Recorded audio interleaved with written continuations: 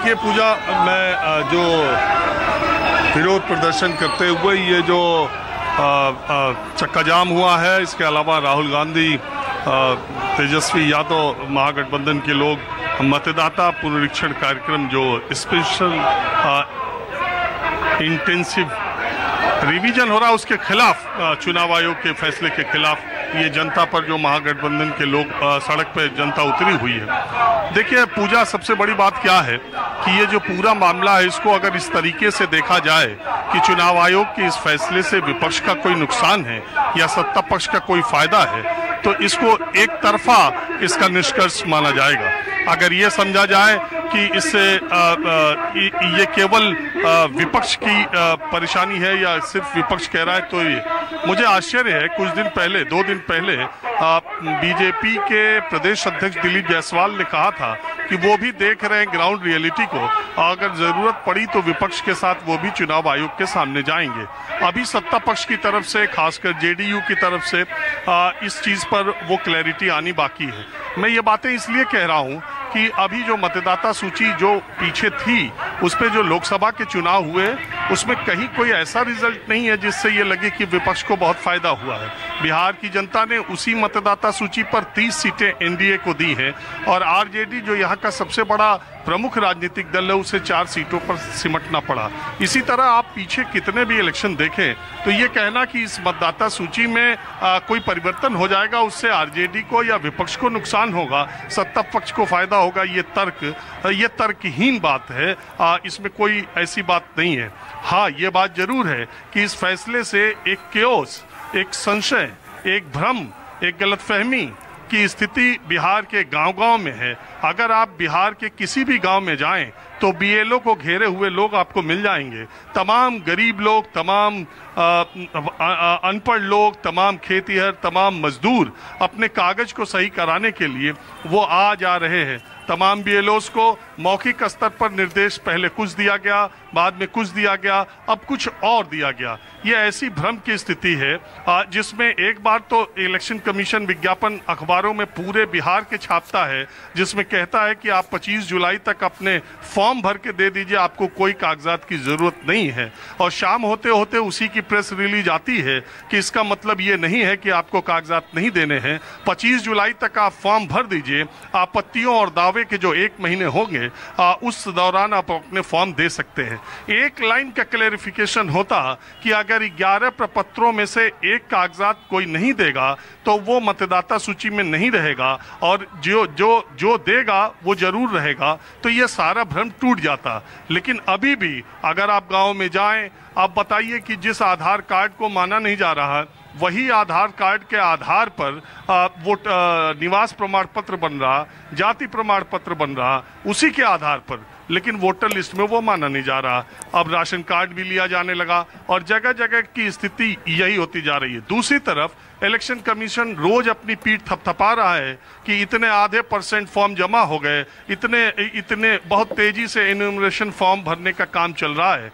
वो काम तो चल रहा है, निश्चित तौर पर चलेगा और बीएलओज इसके लिए बहुत मेहनत भी कर रहे हैं, लेकिन बिना किसी कागजात के कितने फॉर्म जमा हुए, कागजात के साथ कितने फॉर्म जमा हुए, यह एक बड़ा सवाल है। यह सवाल विपक्ष का और सत्ता पक्ष, विपक्ष चूंकि विपक्ष में है तो वो विरोध करने के लिए सड़कों पर उतर सकता है, अपना विरोध प्रदर्शन दिखा सकता है, राजनीतिक ताकत दिखाने के लिए उसे जो मौका मिले वो ये मैसेज देना चाहता है कि उसकी स्थिति विधानसभा चुनाव में मजबूत है, उसकी स्थिति को कमजोर करने के लिए ये गणित रचा जा रहा है, वो अपने समर्थकों में एक मैसेज दे रहा है। ये पॉलिटिकल नैरेटिव्स होते हैं।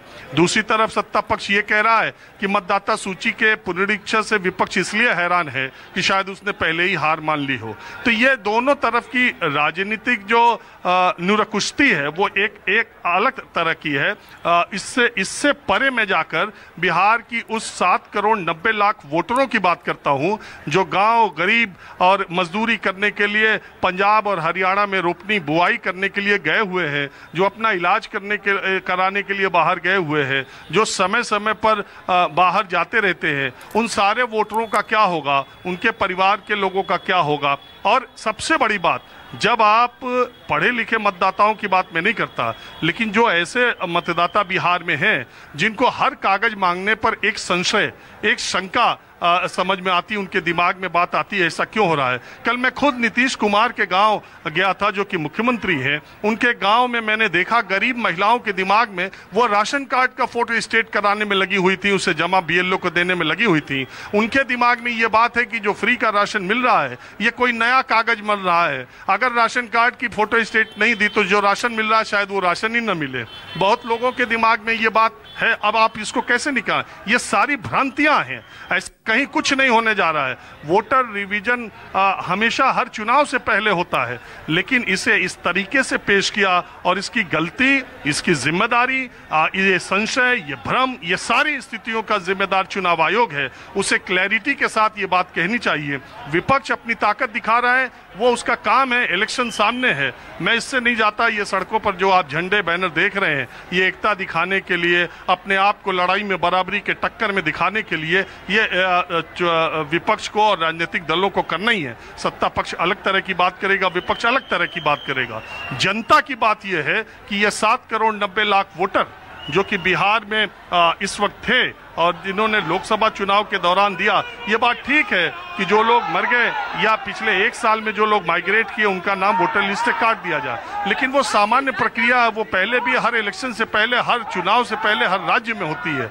लेकिन इसको जिस तरीके का नाम दिया गया, इसको जिस तरीके से इसको बहुत बड़ा बढ़ा चढ़ा के पेश किया गया, इसे एक कठोर फैसले के तौर पर सामने रखा गया और फिर खुद ही डाइल्यूशन किया गया, इससे भ्रम की स्थिति पैदा हुई। मैं बार बार कह रहा हूं कि इससे यह निष्कर्ष निकालना कि इस एक्सरसाइज से सत्ता पक्ष को फायदा होगा, विपक्ष को नुकसान होगा, यह बहुत जल्दबाजी वाली बात होगी। मूल बात यह है कि ये जो मतदाता हैं उनके दिमाग में जो संशय, जो भ्रम की स्थिति में है। अब बताइए, इलेक्शन कमीशन कहता है कि आपत्तियों और दावे के जो 1 महीने हैं उस समय आप कागज दे सकते हैं। अब गांव के गरीब लोग जो अपना मतदाता सूची में नाम भी देखने नहीं जाते, उन्हें कैसे पता चलेगा कि उनके नाम में किसने आपत्तियां की हैं? और अगर उनका नाम छूट गया है ड्राफ्ट कमीशन में, तो किन लोगों ने उस पर अपना जो है दावा किया है, वो दावा कैसे कर सकेंगे? ये बड़ा सवाल है। इस बीच देखिए, राहुल गांधी मेरे कैमरे के ठीक सामने आ गए हैं और एक बस पर वो सवार है। वो सवार है और वो ताकत, वो महागठबंधन की। अभी चुनाव बहुत दूर है। चुनाव से पहले प्रदर्शन का और राजनीतिक ताकत को दिखाने का एक मौका विपक्ष को मिला है। तेजस्वी यादव को बुखार है, उनके समर्थक बता रहे हैं, लेकिन तब भी वो इस पर सवार है और इलेक्शन कमीशन की तरफ ये बढ़ रहे हैं। मुझे सिर्फ एक बात ये कहनी है पूजा, जो मैं पहले भी कह रहा हूँ, कि अगर इससे ये निष्कर्ष दर्शक या कोई भी लोग निकालते हैं कि इससे किसी को फायदा, किसी को नुकसान है, तो ये इस पूरी समस्या का एक पक्षीय वर्णन है, एक पक्षीय समीक्षा है। बिल्कुल आप ठीक कह रहे हैं। जिस तरह से हम देख रहे हैं यहाँ पर जो संदेश यहाँ देने की कोशिश कर रहे हैं, बहुत बहुत शुक्रिया आपका राजीव इस तमाम